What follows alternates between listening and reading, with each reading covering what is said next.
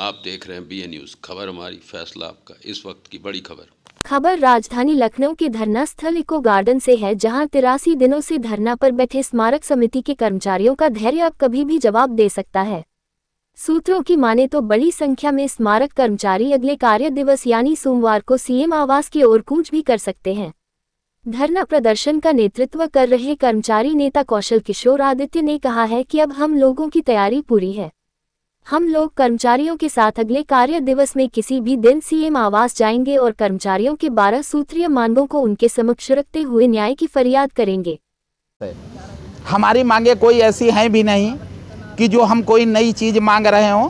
हमारी मांगे जो है वो जो अन्य विभागों में कर्मचारियों को मिलते हैं, सिर्फ हमारी उतनी ही मांगे हैं। और जबकि हमारी बोर्ड बैठकों में कई निर्णय हो चुके हैं, जिसमें कि पुनरीक्षित वेतनमान, NPS का खाता, सवैतनिक चिकित्सा, मृतक आश्रित, 7वां वेतनमान, सारा कुछ हमारा पास कर दिया गया है। लेकिन पता नहीं क्यों शासन सत्ता जो है बजट भी दे रही है, लेकिन उसके बावजूद जो है अधिकारियों के कानों पे जूं नहीं रेंग रही, जिस कारण जो है हम लोगों को दिया नहीं जा रहा है। और साल के अंत में जब बजट वापसी जाता है तो हमारा पैसा चला जाता है।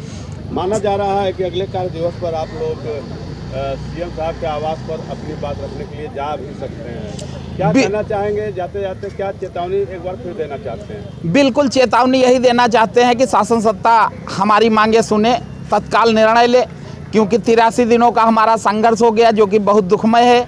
और बहुत ही धैर्यपूर्वक हम लोग 83 दिनों का सफ़र बढ़िया धैर्यपूर्वक यहाँ पे बैठ के तय किए हैं। हम नहीं चाहते कोई उत्पात हो, लेकिन अगर हम लोगों की मांगों को तुरंत संज्ञानित करके उन पर निर्णय नहीं लिए जाते, कि हमारे शासनादेश निर्गत नहीं किए जाते, तो जो है सत्ता के गलियारों में हलचल मचाने के लिए ज़रूर सीएम साहब को अवगत करवाने के लिए हम लोग सीएम आवास जाएंगे ज्ञापन देने के लिए, जो कि बहुत ही ज़रूरी भी है। और सोमवार तक निर्णय लिया भी जा सकता है, जिसका कि दोषी शासन सत्ता होगी। मैडम क्या कहना चाहेंगे? 83 दिन हो गए सरकार। हम यही कहना चाहेंगे कि आपके चैनल के माध्यम से हम लोग हाथ जोड़ के विनती करके प्रार्थना करके आज 83 दिन हम लोग का बीत गया।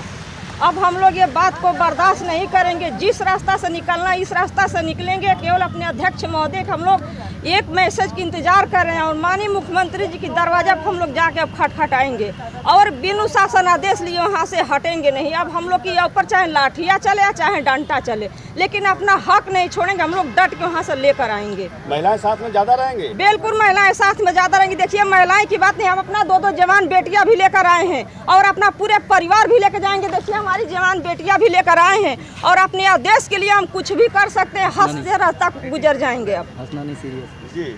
अगर महिला पुलिसकर्मियों द्वारा आप लोगों को रोका गया, चाहे महिला पुलिसकर्मी मारे या चाहे आर्मी पुलिस मारे, कि हम अपना हक की लड़ाई है, हक लेकर रहेंगे और हक खातिर हम बेबस जाएंगे।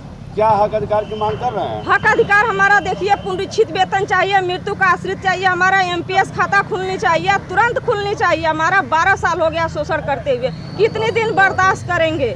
और मृत्यु आश्रित का आदेश तो तुरंत होनी चाहिए, क्योंकि हर विभाग में लागू है।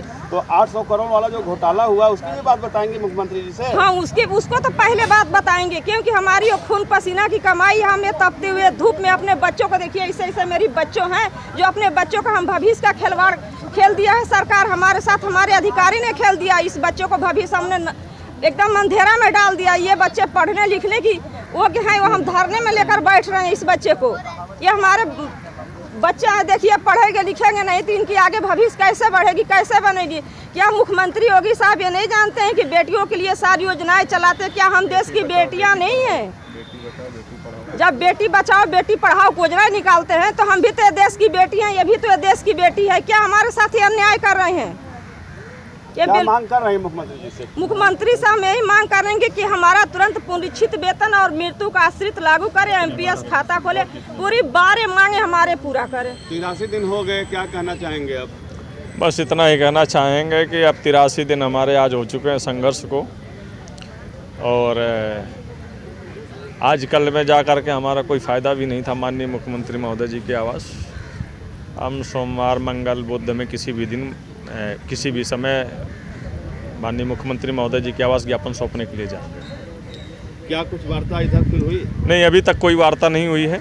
अधिसूचना जारी होने से पहले ही जो है माननीय मुख्यमंत्री महोदय जी से हम लोग मिलेंगे जा करके और सारे कर्मचारियों के साथ जाएंगे, अपना ज्ञापन सौंपेंगे, अपना दर्द पीड़ा बताएंगे, क्योंकि हम निराश होकर के अब 83 दिनों से यहाँ पर बैठे हैं और अभी तक हमारी मांगों को संज्ञान में नहीं लिया गया है और किन्हीं भी मांगों पर शासनादेश नहीं निर्गत किए गए। अगर कुछ किया गया है उच्च अधिकारियों के द्वारा तो सिर्फ कर्मचारियों पर कार्रवाइयाँ की गई हैं। ये समाधान नहीं है, हमारा समाधान है शासनादेश निर्गत करना। पिछले 4 तारीख को भी आपने चेतावनी दी है। हाँ। क्या इसका असर सरकार के ऊपर या विभाग के अधिकारियों के ऊपर नहीं पड़ रहा है?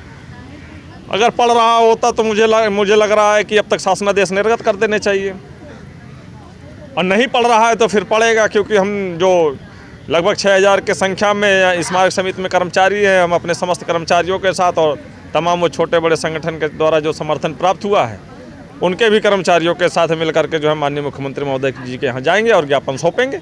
क्या माना जाए अगला कार्य दिवस सरकार पर और आपके विभाग के अधिकारियों पर भारी पड़ने वाला है? बिल्कुल भारी पड़ सकता है, उसमें कोई संदेह नहीं है, क्योंकि हम अभी तक अनुशासन के दायरे में रहते हुए धरना स्थल इको गार्डन में संघर्ष कर रहे हैं, और इसका मतलब ये नहीं है कि हम यहाँ धरना स्थल पर बैठे हैं तो हमारी मांगों को सुना नहीं जाएगा और हमारे शासनादेश निर्गत नहीं किए जाएंगे। ऐसी स्थितियों में फिर हमको माननीय मुख्यमंत्री महोदय जी के संज्ञान में लाने के लिए पूर्णतः सत्य जो बात है वो बताने के लिए फिर हमको रोड पर उतरना ही पड़ेगा। ये हमारी मजबूरी होगी, जिसके जिम्मेदारी शासन में बैठे हुए वो हर उच्च अधिकारी होंगे जिनके सामने से हमारी स्मारक समिति की फाइलें गुजरती हैं।